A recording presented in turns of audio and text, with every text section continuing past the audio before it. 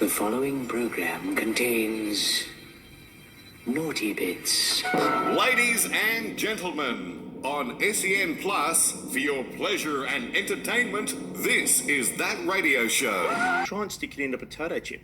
Yeah, but you know what? It's a bit like certain intimate things people may or may not have tried. There's a saying. How long has it been? There's a saying, Pete. Don't knock it. I was just going to say, how long has it been? Don't knock it till you've tried it. You might have opened those chips and gone, holy moly, they're delicious. 5 minutes and we've already gone there. I'm just saying, don't Nikki. knock it till you tried it. I had the idea of, Oh, dear. you know what, they've got one over there. Right. Guess what they've got over there? A chip butty? Have you ever had a chip butty? Oh, God, yeah. Oh, yeah, this aren't is they not- good? Well, this is not quite the same. Roast beef and Yorkshire pudding. Roast beef and Yorkshire pud, Yeah. lovely in a sandwich, lovely on a plate, and lovely on a chip. What you talking You about? know, I've never had a Yorkshire pud. It's called Nick's beef. I did Alright. try to slip this into Under Pressure, but Pete said it was too much of a moan and it needed to have its own segment. So, you know what I want to do, Pete?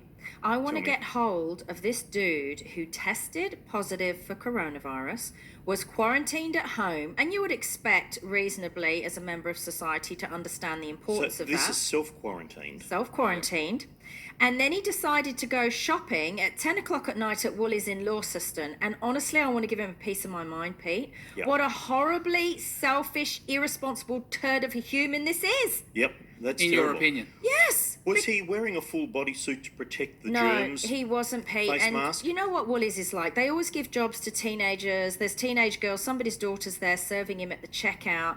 And he's just, for me, he's exhibited everything that's wrong in society today, the selfishness of it. I mean, you know, I want to ask this guy, when you're better, of course, when you're all better, I want to interview you on my talk show about what spurred you to make that decision. I mean, you can't have been that hungry. You could have ordered food in. My next Under Pressure is the Kardashians.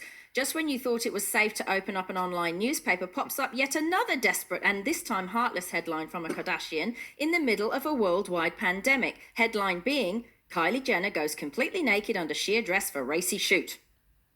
And a banal byline that says she clinches her privates while in full glam lipstick, dark eyeliner and blusher on her cheeks. You don't say. You don't say that in the middle of all this, Kylie Jenner had blusher on her cheeks. You know what that's called in layman's terms, Pete, don't you? 4 years of a wasted journalism degree.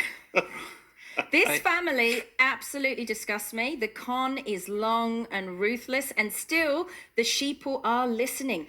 I don't want to see your disgusting butthole through a sheer dress. We need to be Nothing boycotting Kardashian nothing shows. is sacred anymore with this family. I don't want to see it. Take it away. How many Next. Kardashians are there A lot. anyway? Let's get ready to rumble!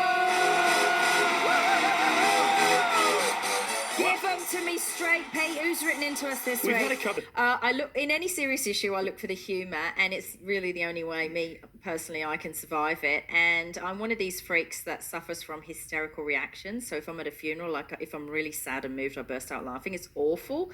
It's highly inappropriate, but totally out of my control. So I was delighted this week to see the utter chaos that surrounded the funniest hashtag of 2020, which was hashtag toilet paper gate. Yeah. Right. So Australians, I don't know if this is happening anywhere else, I haven't checked, but Australians, and I love this about Australians because I'm still not getting it, have been feverishly panic buying up toilet paper in preparation for the apocalypse. They've and, been filling trolleys full of it. and the thing is, I did too. Well, and that was a bit loud, sorry. I went to the supermarket the other day at 10:30 in the morning, and I just took cash, and I didn't have very much with me, and I had my little list of things I needed for kids' school sandwiches, bread and ham and all that stuff. And I went in, and as I entered with a small basket, the woman who knew me at Woolies said to me, "The toilet paper just got delivered," and everybody ran. It's like a rugby scrum. I think you guys probably saw. I took a shouldn't picture laugh. of it. I took a picture. God bless you, Quilton, by the way, because you delivered the most.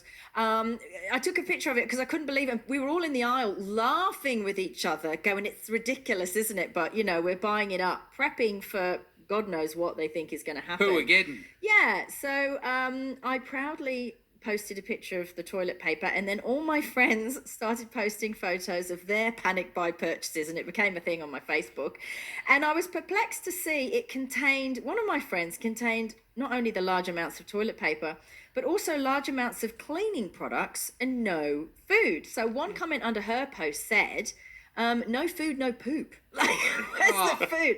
So I offered my services as a Monday to Friday radio host in exchange for a large packet of Quilton triple ply, which I did not. You have to go triple ply. Hoping that some don't go cheap. desperate content producer somewhere would feel that it was a fair swap. But the funniest post was a photo of a wall of empty toilet roll shelves, except for the pile of that toilet paper. You know, they're single, right? And they're that stuff that resembles tracing paper.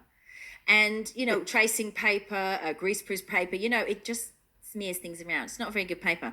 And there was loads of them left, Pete. Yeah. It's the Right. sort of toilet paper you might find in a council public loo. Yeah, That sort of exactly, at the thing. park. And it was Yeah. nice to see that even in the face of imminent death, nobody wanted to wipe Nobody themselves wanted that. with that That's the paper. sort of stuff, you know what, it's barely flammable, that Yeah, stuff. yeah. So I'm loving your standards, Australia, and I'm starting to sympathise with toilet paper, feet, because I feel wiped myself with all this. Oh, Nikki. Do you know what? I liked We're going to be the cleanest country in the world. I Yes, liked the we are. response of one toilet paper company this week, though. They were accused of not delivering enough stock to the supermarket shelves, and they said in a statement, "We don't take shit off anyone." Oh, Nicola. And then they said, "We delivered a buttload." Oh, I don't mind that. That's good. Oh That's my gold. God. And also toilet paper companies are saying that as there is a weenie teeny shortage, could you please not do that thing where you rip it off and put it on the seats on toilets and do wastage that way so that your bottom doesn't touch the seat? And I thought it led me on because my brain goes off in tangents. As today is International Women's Day, I'm going to advise on this theme, hashtag no. Toiletgate Day. Oh, no. On this theme, I'm Really? going to advise all women where's my dump button? to super glue the Pardon the toilet pun. seat in the up position. It's right, you can unsuper glue it afterwards. Super glue it in the up I position. don't think you can. This is a I don't think woman's you can. revenge. Please, girls, go with me on this one so that when the man in your life needs his little sit down, because let's face it, they don't always sit down, but sometimes they do, he can know what it feels like to sit on cold, hard porcelain in the middle of the night.